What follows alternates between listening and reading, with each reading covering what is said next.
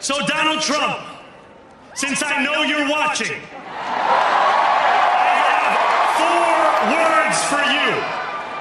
Turn the volume up. 4 words. 4 words that would echo through the corridors of power from City Hall to the White House. When Zohran Mamdani stepped to the podium that gray November afternoon, nobody expected what was about to unfold. The rally in Flushing Meadows, Corona Park, was supposed to be a standard campaign event. But in those final moments, when Mamdani looked directly into the camera and delivered his message to Donald Trump, everything changed. What happened next sent shockwaves through the political establishment and proved that sometimes the most powerful weapon against authoritarianism is simply refusing to be quiet. But to understand the earthquake that followed, you need to know what led to this moment of pure political defiance. 3 days earlier, Trump had launched his most vicious attack yet on New York City from his Mar-a-Lago compound. "New York is a disaster," he had tweeted to his millions of followers. "Crime, homelessness, failing schools. The people there don't even know how good they had it when I was in charge. Sad." The attack wasn't random. Internal sources later revealed that Trump's team was panicking about Mamdani's rising poll numbers and his ability to mobilize the very communities Trump had spent years demonizing. They needed to undermine his message before it spread beyond NYC. What they didn't anticipate was that their attack would give Mamdani the perfect opening to do what no other progressive politician had dared to do: take Trump on directly, personally, and without apology. The speech began like many others. Mamdani stood before a crowd of 15,000 New Yorkers in Corona Park, the diverse heart of Queens. Behind him, the skyline of Manhattan stretched toward the horizon. In front of him, faces that reflected the true face of America. Immigrants who had built new lives, young families struggling with rent, seniors on fixed incomes, union workers fighting for dignity. So let us speak now with clarity and conviction that cannot be. "Misunderstood?" he began, his voice carrying across the park with unusual intensity. The crowd sensed something different in his tone. This wasn't just another campaign speech. This was a declaration. Maria Santos, his campaign manager, stood at the side of the stage watching the crowd's reaction. She had helped write this speech, but even she didn't know about the surprise ending Mamdani had added that morning. In his hotel room at 6 a.m., he had called her with 4 words that would change everything. "I'm going after Trump." As Mamdani outlined his vision for the new age that was coming to New York, something electric was building in the crowd. When he talked about freezing rents for 2 million tenants, cheers erupted from the housing activists in the front rows. When he promised free buses, transit workers started chanting. When he spoke about universal childcare, working mothers wiped away tears. But it was when he shifted to talk about resistance against division and hate that the crowd felt the speech building towards something unprecedented. "In this moment of political darkness, New York will be the light," Mamdani declared, his voice rising above the roar of approval. In the VIP section, city council members who had endorsed other candidates were starting to look uncomfortable. They had underestimated not just Mamdani's message, but his ability to deliver it with the kind of moral clarity that had been missing from New York politics for years. What they didn't know was that their discomfort was about to become full-blown panic. Meanwhile, 3,000 miles away in Florida, Donald Trump was indeed watching. Multiple sources later confirmed that he had been alerted to the live stream by his social media team, who were monitoring Mamdani's growing online presence. As the speech continued, Trump's mood darkened. This wasn't just another progressive politician giving another speech.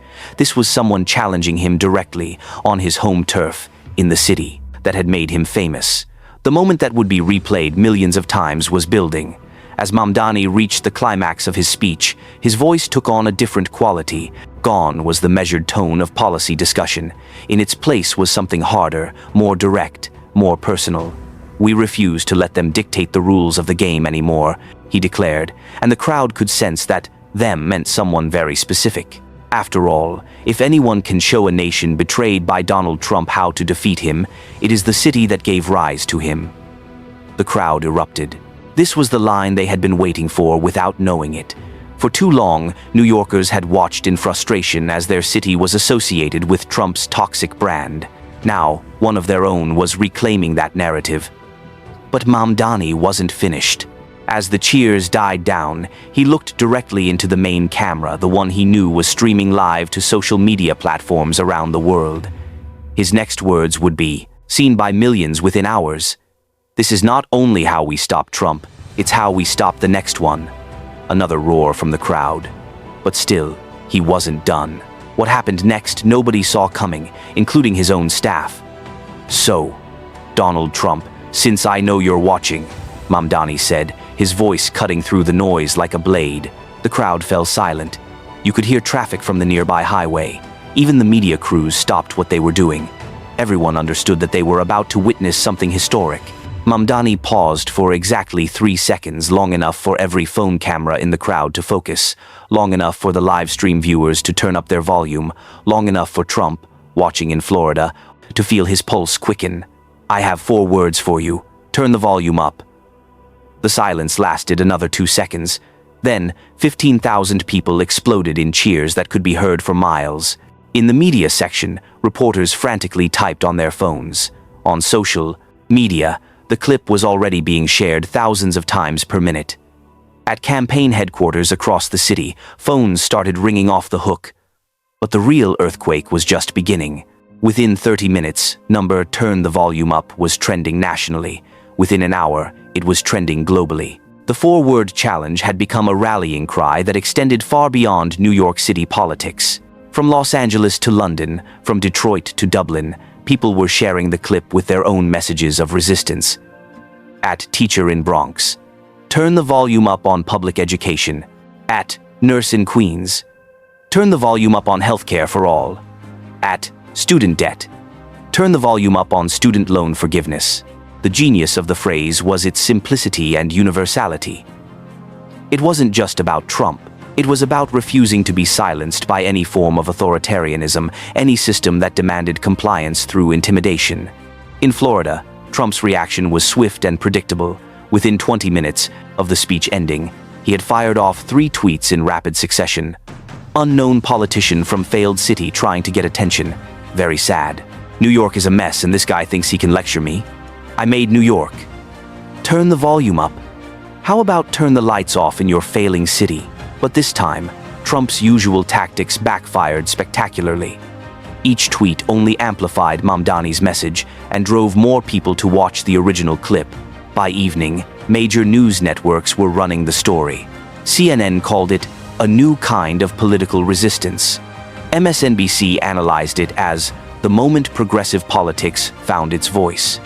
Even Fox News, despite their criticism, played the clip repeatedly, understanding its news value. The impact extended far beyond media coverage. In the days following the speech, something unprecedented happened in New York City politics. Voter registration surged by 40% among 18 to 35-year-olds.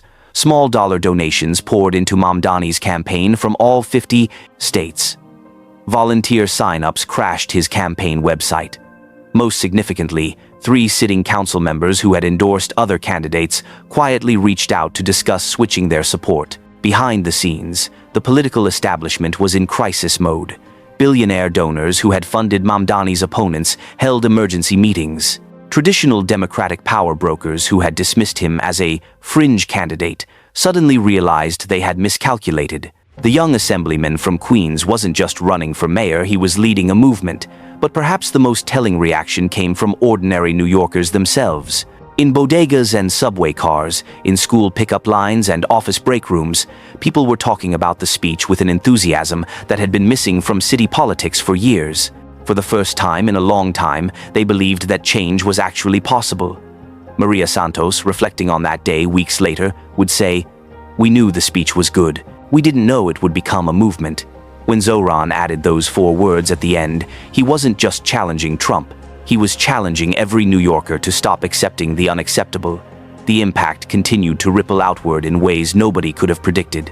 Within 48 hours, Turn the Volume Up merchandise was being sold by street vendors from Times Square to Union Square. T-shirts, bumper stickers, phone cases, all bearing those 4 words that had become a symbol of resistance. Progressive candidates in cities from Los Angeles to Boston began incorporating the phrase into their own campaigns. Labor organizers in Detroit used it to rally auto workers. Community activists in Chicago made it their slogan for fights against gentrification. Teachers in Phoenix chanted it during their strike. What had started as a direct challenge to Donald Trump had become something much larger, a rallying cry for ordinary people to stop accepting the unacceptable. But the most significant impact was happening right in New York City. In the weeks following the speech, something unprecedented occurred in local politics. Voter turnout predictions were shattered as registrations surged among demographics that typically stayed home during municipal elections. Young people, immigrants, working families, communities that had felt disconnected from city politics were suddenly engaged. Polling data showed a 23-point swing toward Mamdani among voters under 40. More importantly, 67% of newly registered voters cited his "turn the volume up" speech as their motivation for getting involved. The establishment's response grew increasingly desperate. Dark money groups funded attack ads trying to paint Mamdani as a dangerous radical. Real estate interests poured millions into opposing campaigns. Cable news pundits declared his message too divisive for New York. But each attack only seemed to amplify his support. The more they tried to turn down the volume on his movement, the louder it became. 3 weeks after the speech, at a packed town hall in the South Bronx, a single mother named Carmen Rodriguez stood up during the Q&A. Her voice shaking with emotion, she asked Mamdani how he had found the courage to take on Trump so directly when so many other politicians stayed silent.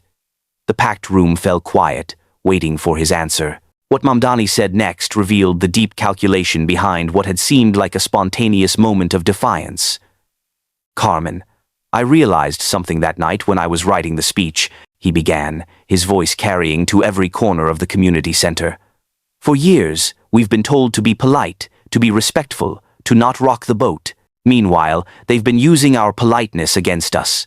While we whisper about our values, they scream about their hatred. While we follow the rules, they break them. While we ask nicely for change, they steal everything they can carry." The crowd was hanging on every word. I thought about Mrs. Martinez in my district, who lost her apartment to a developer with offshore accounts. I thought about the teachers working 3 jobs who can't afford to live in the communities they serve. I thought about every person who's been told to wait their turn while the powerful get more powerful. And I realized, if we keep turning down the volume on justice, injustice just gets louder. He paused, looking directly at Carmen.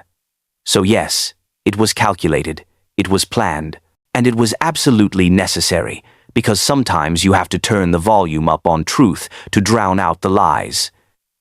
The room erupted in sustained applause that lasted nearly 5 minutes. That night, number "Turn the Volume Up" trended globally again, reaching 50 countries. The phrase had transcended American politics to become an international symbol of resistance to authoritarianism. Back in Florida, Trump's fury was reaching nuclear levels.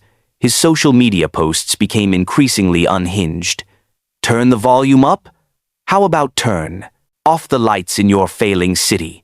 he tweeted at 3 a.m. Each tweet only generated more mockery and drove more views to the original speech. The political establishment's panic reached fever pitch when internal polling showed the message resonating far beyond progressive circles. Finally, "someone who says what they mean" became a common refrain in focus groups. By Election Day, the transformation was complete. Voter turnout in New York City reached levels not seen since the 1960 seconds.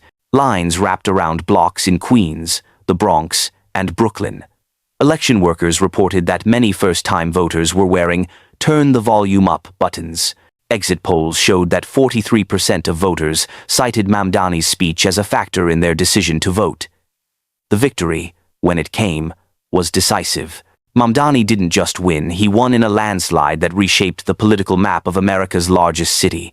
But more importantly, he had proven that progressive politics could win by being bold, not apologetic. In his victory speech that night, Mamdani returned to the theme that had launched his campaign into the stratosphere. Tonight, 8 million New Yorkers turned the volume up on justice, he said to a crowd of 100,000 gathered in Times Square. Tomorrow, we start building the city that matches our values. Tomorrow, We show the world what happens when ordinary people refuse to be quiet about extraordinary injustice. As fireworks lit up the Manhattan skyline and the crowd chanted, "Turn the volume up," in dozens of languages, it was clear that 4 words spoken on a gray November afternoon had changed more than just one election. They had changed the entire conversation about what was possible in American politics. For Zohran Mamdani, sitting in his modest apartment in Astoria the night after his victory, the real meaning was simpler. His neighbor, Mrs. Patel, had texted him again. "Beta, you kept your promise. You turned the volume up for all of us." 4 words had indeed started a revolution, and it all began with one man's refusal to let bullies dictate the terms of democracy. In the end, Mamdani had proven that the most powerful response to authoritarianism isn't accommodation or silence. Sometimes, it's simply looking tyranny in the eye and saying, "Turn the volume up." And sometimes, when you say it loud enough, 8 million people hear you and decide to say it right back.